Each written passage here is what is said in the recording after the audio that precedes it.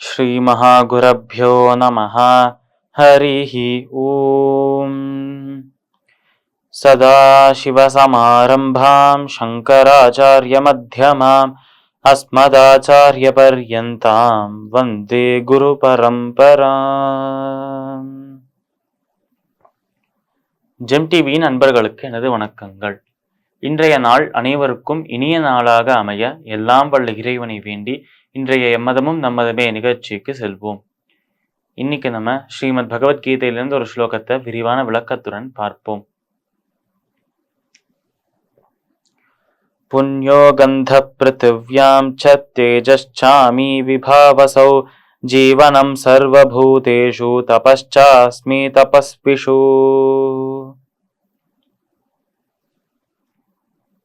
இந்த ஸ்லோகம் ஸ்ரீமத் பகவத்கீதையின் 7வது அத்தியாயமான ஞான விஞ்ஞான யோகத்தின் 9வது ஸ்லோகமாக இருக்கு. இந்த ஸ்லோகத்தில் நம்ம கிருஷ்ணர் அர்ஜுனனை பார்த்து சொல்றார், போன ஸ்லோகத்திலிருந்து துவங்கி இதுக்கப்புறம் வரப்போற ஸ்லோகங்களில் நான் இந்தெந்த விஷயங்களுக்குள்ளலாம் இருக்கேன், நான் இந்தெந்த சுரூபத்தில் இருக்கிறேன். சாதாரணமான வாழ்க்கையில் நம்ம பார்க்கக்கூடிய விஷயங்கள் அனைத்துக்குள்ளேயும் அந்த இறைவன் இருக்கிறார். அதே நேரத்தில் அந்த விஷயங்களை பார்க்கும்போது நம்ம மனதில் வரும் அந்த உணர்ச்சிகளுக்குள்ளேயும் அந்த இறைவன் இருக்கிறார். ஏன் நமக்குள்ளேயே அந்த இறைவன் மட்டுமே இருக்கிறார் என்று அந்த ஒரு விஷயத்தை உணர்த்துவதற்காகவே இந்த அத்தியாயத்தை நம்ம கிருஷ்ணர் அர்ஜுனனை பார்த்து சொன்னார் என்று பார்த்தோம்.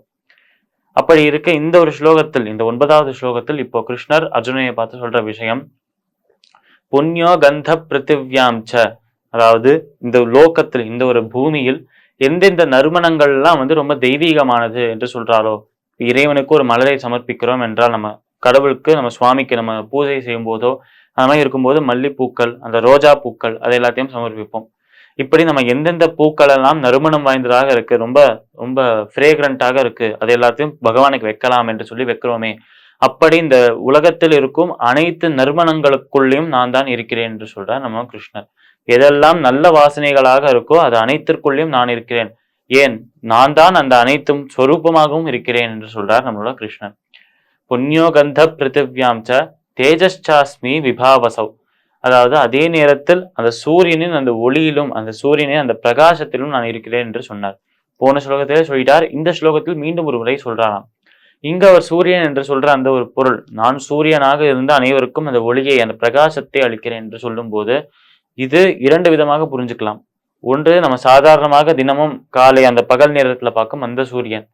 இரண்டாவது, நம்ம மனதுக்குள்ள இருக்கும் சந்தேகங்கள், மனதுக்குள்ள இருக்கும் அந்த கஷ்டங்கள், கவலைகள், கேள்விகள், இது அனைத்தையும் போக்கக்கூடிய ஞான சூரியனாக இருக்கிறார் என்றும் பார்க்கலாம். ஆனால் அஜ்ஞானத்தை விளக்கும் ஒரு ஞான சூரியனாக கிருஷ்ணர் இருக்கிறார் என்று இந்த இடத்தில் சொன்னார் என்றும் புரிந்து கொள்ளலாம். தேஜஸ்சாஸ்மி விபாவசம், இப்படி இருக்கும் நம்மளோட கிருஷ்ணரானவர் ஜீவனம் சர்வபூதேஷு, அனைத்து விதமான உயிரினங்களுக்குள்ளேயும் உயிராக இருக்கிறேன் என்று சொல்றார் கிருஷ்ணர். ஒரு உடல் இருக்கு என்றால் நம்மையே எடுத்துக்கொள்ளலாம். ஒரு உதாரணத்துக்கு, நமக்குள்ள உடலுக்குள்ள அந்த உயிர் இருக்கும் சமயம் வரைக்கும் தான் நம்மளால பேச முடியும், நடக்க முடியும், சிந்திக்க முடியும், ஏதாவது ஒரு விஷயத்த செய்யணும்னா செய்ய முடியும், அடுத்தவாளை செய்ய சொல்லணும்னா சொல்ல முடியும். ஆனால் இந்த உடலை விட்டு உயிர் போய்விட்டது என்றால், இந்த உடல் இந்த சாதாரணமாக நம்ம பார்க்கும் இந்த கட்டைகளை போல, சாதாரணமாக பார்க்கும் கற்களை போல, அந்த மாதிரி உயிரற்ற ஒரு இடத்துல அப்படியே கிடக்குமாம். அதால எதுவுமே செய்ய முடியாது. அதனால ஒரு உடலுக்கு ஒரு உயிர் எவ்வளவு முக்கியமோ அது போலவே இறைவன் நம்மளுக்கு பக்தி வைக்கணும், அதுவும் அவ்வளவு முக்கியம் என்று சொல்றான். அப்பேற்பட்ட இறைவனே நம்மளோட உயிராகவும் இருக்கிறார் என்று சொல்றார் கிருஷ்ணர்.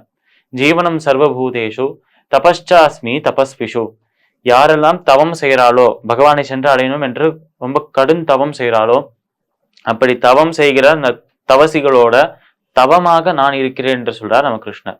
அதாவது தவத்தை செய்து பகவானை சென்று அடையலாம் என்று இந்த தவம் செய்வோர் நினைப்பார். ஆனால் அந்த தவமே அந்த கடவுளாக தான் இருக்கிறார், அந்த தவத்தின் சொரூபமாகவே அந்த கடவுள் தான் இருக்கிறார் என்று இந்த இடத்துல அழகாக சொல்றார் நம்ம கிருஷ்ணர். ஆனால் அவ செய்கிற அந்த தவம், அவ மேற்கொள்கிற அந்த தவம், அதுவும் அந்த பகவானாகவே இருக்கார்.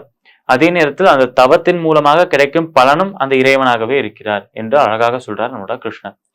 பகவத்கீதையின் 7வது அத்தியாயமான ஞான விஞ்ஞான யோகத்தின் 9வது ஸ்லோகத்திற்குண்டான விளக்கம் இதுவே. மீண்டும் நாளை சந்திப்போம். நன்றி, வணக்கம்.